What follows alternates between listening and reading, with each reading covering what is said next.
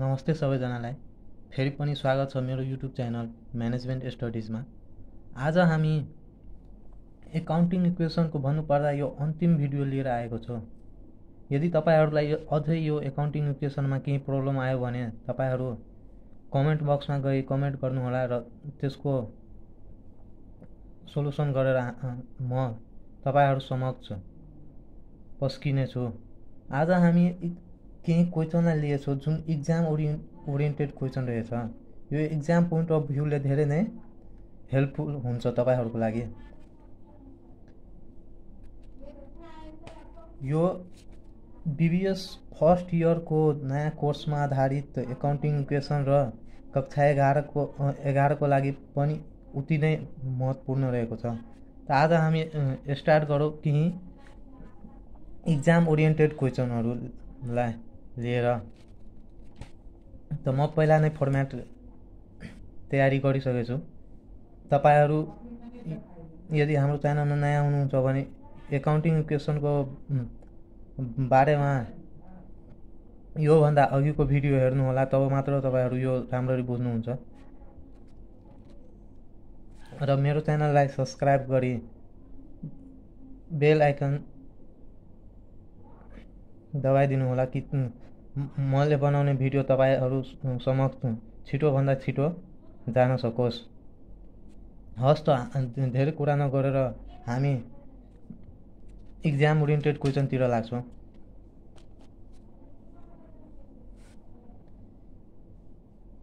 यता के भन्छ, the following information are given. केही इन्फर्मेसनहरु दिएछ, जस्तै started business with cash RS 1 lakh. Started business with cash RS 1 lakh.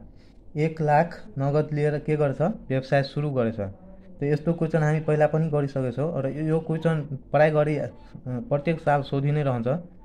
त हामी आज यसलाई फेरि एकपल्ट हेरिहालौँ। यता हामी लेख्छौँ सिरियल नम्बरमा 1 नम्बर दिएर STARTED started business with cash. कतिले स्टार्ट गरेछ, 1 लाखले। त हाम्रो एसएस कतिले बढ्छ, 1 लाखले। यता लेख्ने 1 लाख। त्यसपछि लायबिलिटिजमा केही फरक पर्दैन र हाम्रो अनर इक्विटी पनि कतिले बढ्छ, 1 लाखले। त्यता 1 लाख लेख्ने। यो यतिकैमा भइहाल्यो। यसलाई क्लोज गरिदिने हामी। त्यसपछि यो फर्स्ट ट्रान्जेक्सन भएकोले यता हामी लेख्छौँ बिगिनिङ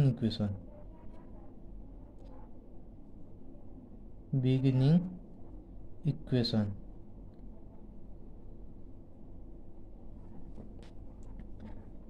त्यसपछि हामी अर्को ट्रान्जेक्सनलाई लिन्छौँ। यो पनि उति नै महत्त्वपूर्ण छ। के भनेछ, paid rent RS 13,000 including advance rent. 13,000 rent तिर्यो, त्यसमा 1,000 के छ, एडभान्स रेन्ट पनि इन्क्लुड छ। त्यता हामी पहिला के गर्छौँ,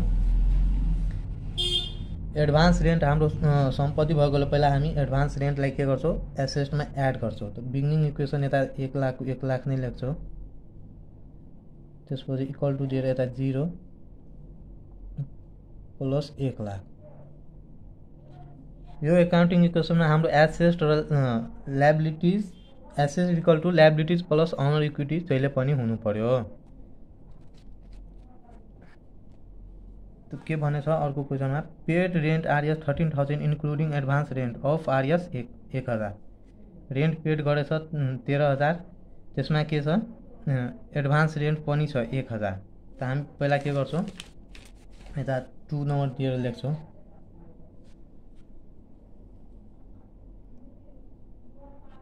पेड रेन्ट इन्क्लुडिङ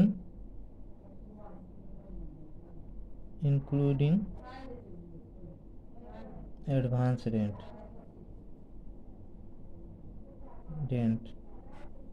पहिला हामी 1,000 यता एडभान्स रेन्ट हाम्रो सम्पत्ति भएकोले पहिला हामी 1,000 एड गरिहाल्छौँ। त्यसपछि हामी जम्मै जम्मी कति रेन्ट तिरेछौँ, जम्मा 13,000 तिरेछौँ। एडभान्स रेन्ट सहित 13,000, त हामी 13,000 यता माइनस गर्छौँ।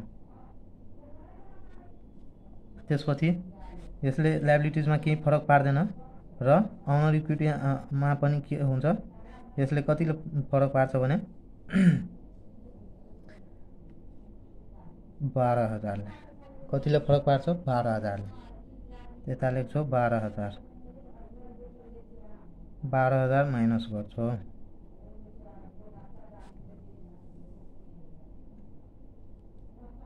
यसलाई क्लोज गरिदिने यतिकैमा। 1 लाखबाट 12,000 घटाउँदा कति हुन्छ? 88,000। त्यसपछि यता लेख्छौँ हामी न्यू इक्वेसन। न्यू इक्वेसन लेखेर लेख्ने, न्यू इक्वेसन। त्यसपछि यता पनि हामी लेख्छौँ 88,000। यसले लायबिलिटिजमा केही फरक पार्दैन, त्यसैले हामी यता केही पनि लेख्दैनौँ, यता 0 लेख्छौँ, यता प्लस। त्यसपछि हामी अर्को ट्रान्जेक्सनलाई लिन्छौँ। 3 नम्बरमा के भनेको छ? Salary paid RS 16,000 and outstanding salary was 2,000। Salary paid गरेछ कति? 16,000 र त्यसमा के छ? आउटस्ट्यान्डिङ स्यालेरी पनि कति छ? 2,000 बाँकी छ। त हामी यता लेख्छौँ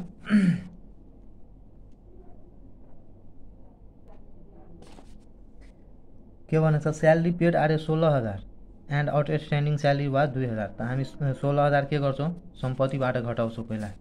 त्यता हामी लेख्छौँ 3 नम्बर दिएर स्यालेरी पेड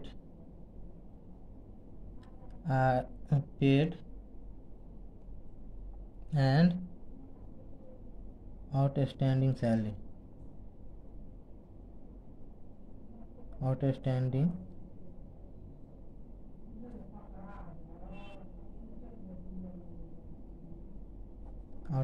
स्यालेरी। त हामी पहिला 16,000 यता एसेस्टबाट घटाइहाल्छौँ, 16,000। त्यसपछि यता 2,000 अझै के छ? आउटस्ट्यान्डिङ छ। त हाम्रो लायबिलिटिज बढ्छ, त 2,000 यता लायबिलिटिजमा प्लस गर्ने। त्यसपछि यता कतिले घट्छ? 2,000 बाँकी छ तिर्न, त हामी तिर्छौँ। त यता 16 र 2 18,000 जम्मै के गर्ने? माइनस गर्ने।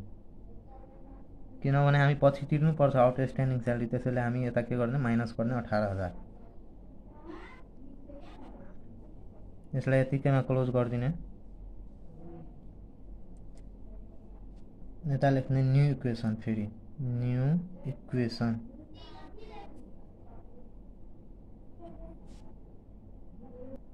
हामी यता न्यू इक्वेसन लेखेर यता लेख्छौँ घटाएर कति आउँछ?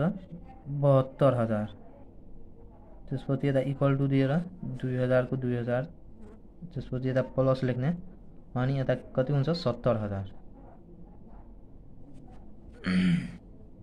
त्यसपछि हामी अर्को ट्रान्जेक्सन लिन्छौँ। के भनेछ 4 नम्बरमा? Sold goods costing RS 20,000 for RS 22,000। 20,000 पर्ने सामान कतिमा बेचेछ? 22,000 मा। त यता हामीलाई के भएछ? प्रॉफिट भएछ, प्रॉफिट। त हामी यता लेख्छौँ 4 नम्बर दिएर goods sold on in profit, profit केमा बेचेछ? प्रॉफिटमा। त्यसैले profit, goods sold in profit. त हामी यता के गर्छौँ? Goods sold on profit. त हामी यता के गर्छौँ? पहिला 20,000 को सामान गएछ, त हामी यता के गर्छौँ? 20,000 घटाउँछौँ पहिला, क्यास सामानलाई घटाउँछौँ 20,000 लाई। अनि त्यसपछि हामीले आएछ कति? क्यास जम्मा आएछ 22,000। त 22,000 के गर्छौँ? प्लस गर्छौँ, 22,000 प्लस। त्यसपछि हामीलाई कति नफा भएछ? 2,000। त 2,000 नफा भएछ, त हामी क्यापिटलमा एड गर्छौँ, नाफा जहिले पनि क्यापिटलमा एड हुन्छ, यता के गर्छौँ 2000 एड गर्छौँ अनि त्यसपछि क्लोज गर्दिने यतिकैमा। फेरि यता लेख्ने न्यू इक्वेसन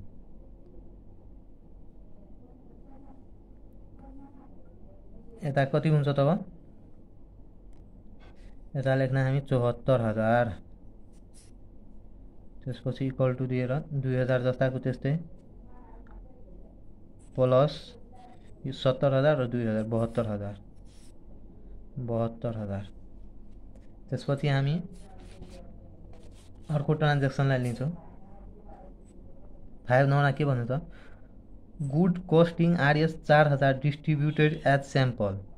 4000 पर्ने सामान के गरेछ, स्याम्पलको रूपमा वितरण गरेछ, त्यतिकै नमुनाको रूपमा के गरिदिएछ, वितरण गरिदिएछ। यो हाम्रो व्यवसायको लागि घाटा भएकोले हामी यसलाई के गर्छौँ, सम्पत्तिमा कमी आएकोले सम्पत्तिबाट पनि के गर्छौँ, घटाउँछौँ, र अर्को पुँजीमा पनि कमी आएकोले पुँजीमा पनि के गर्छौँ, घटाउँछौँ।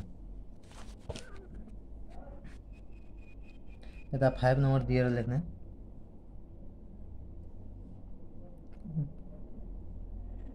गुड्स डिस्ट्रिब्युटेड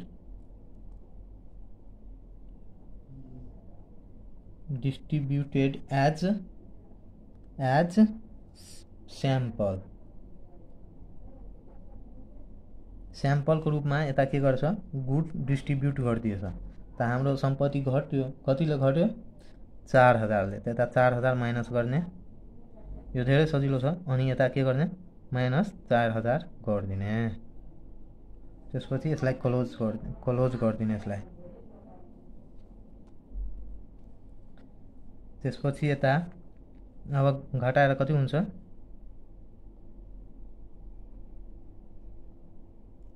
68,000, त्यसपछि यता प्लस गर्ने अनि 2000 जस्ताको त्यस्तै, त्यसपछि यता के गर्ने इक्वल टु दिने अनि 70,000। यता हामी फेरि लेख्छौँ न्यू इक्वेसन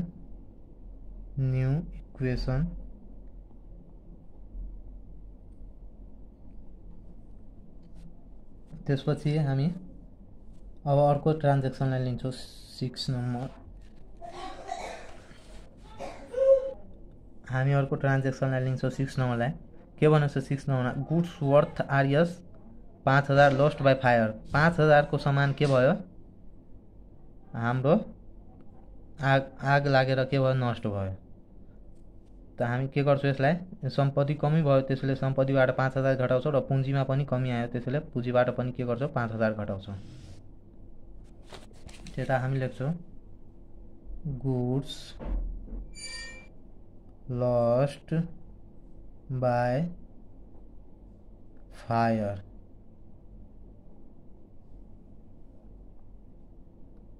कतिको गुड सामान जल्यो, त 5000 को। त 5000 सम्पत्तिबाट घटाउने, त्यसपछि पुँजीबाट पनि के गर्ने, 5000 घटाइदिने,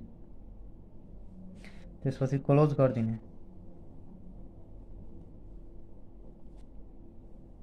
फेरि यता हामी लेख्छौँ न्यू इक्वेसन। यता कति हुन्छ, 65,000 इक्वल टु यो 2000 जस्ताको त्यस्तै, त्यसपछि प्लस, त्यसपछि कति हुन्छ, 63,000। यता अब हामी फेरि अर्को ट्रान्जेक्सनलाई लिन्छौँ 7 नम्बरमा। के भनेछ, RS 10,000 paid as advance salary. Advance स्यालेरीको रूपमा के गरेछ, 10,000 पेड गरेछ। त्यसलाई हामी 7 नम्बर दिएर लेख्ने स्यालेरी पेड एज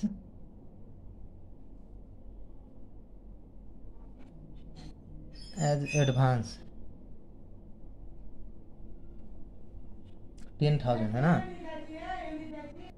यसलाई हामी के गर्छौँ, 10,000 पहिला सम्पत्तिमा जोड्छौँ र फेरि के गर्छौँ घटाइदिन्छौँ। यसले अरू कुनै लायबिलिटी र क्यापिटलमा के पनि अनर इक्विटीमा के पनि फरक पार्दैन। त हामी यसलाई यतिकैमा के गरिदिन्छौँ क्लोज गरिदिन्छौँ। यता लेख्छौँ फेरि न्यू इक्वेसन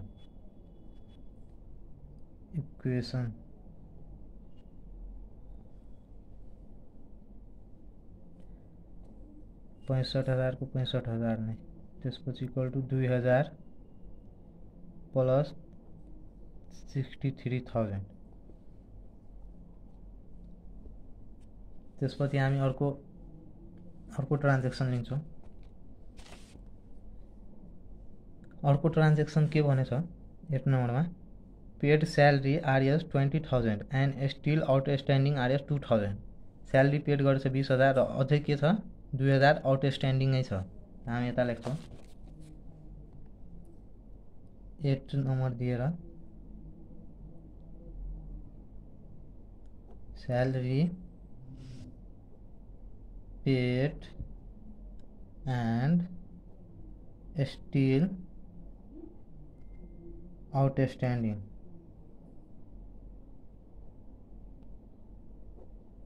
अझै के छ आउटस्ट्यान्डिङ छँदैछ। त हामी यता के गर्छौँ सबभन्दा पहिला 20,000 घटाइहाल्छौँ सम्पत्तिबाट, किनभने 20,000 स्यालेरी पेड गर्छौँ र 2,000 के छ बाँकी छ।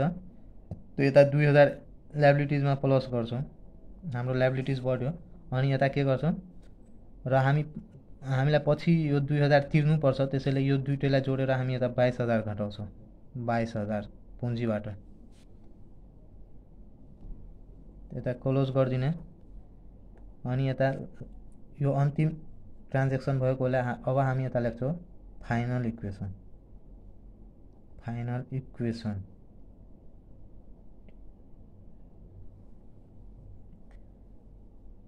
यता हामी लेख्छौँ 45,000। त्यसपछि यता लेख्छौँ इक्वल टु दिएर 4,000 अनि यता प्लस दिएर यता लेख्छौँ 41,000। त हाम्रो के भयो एसेट इक्वल टु के भयो 41,000 र 4,000 जोडेर 45,000 के भयो इक्वल आयो। त हाम्रो यो एकाउन्टिङ इक्वेसन यसलाई नै इक्वल गर्नुपर्छ। एसेट इक्वल टु जहिले पनि लायबिलिटी र क्यापिटललाई इक्वल गर्नुपर्छ। त आजको लागि यति नै। यदि तपाईहरु मेरो च्यानलमा नयाँ हुनुहुन्छ भने प्लिज मेरो च्यानललाई सब्स्क्राइब गर्नुहोस्। हामी यति मेहनतले भिडियो बनाउँछौँ तपाईहरुको लागि, कृपया एक सब्स्क्राइब गरिदिनुहोस् हैन। अनि यो भिडियोलाई आफ्नो साथीहरुसँग पनि शेयर गर्नुहोस् ताकि उनीहरुले पनि यो एकाउन्टिङ इक्वेसनको बारेमा केही नलेज प्राप्त गरोस्। अब हामी तपाईहरुको लागि चाँडै नै अर्को पनि 15 मार्क्स वाला लङ क्वेशन सोध्ने क्वेशनहरुको सोलुसन लिएर आउने नै छौं। तबसम्म हाम्रो च्यानललाई सब्स्क्राइब गरी हाम्रो उत्साह बढाउनुहोस् र लाइक गर्नुहोस् अनि शेयर पनि गर्नुहोस्। धन्यवाद।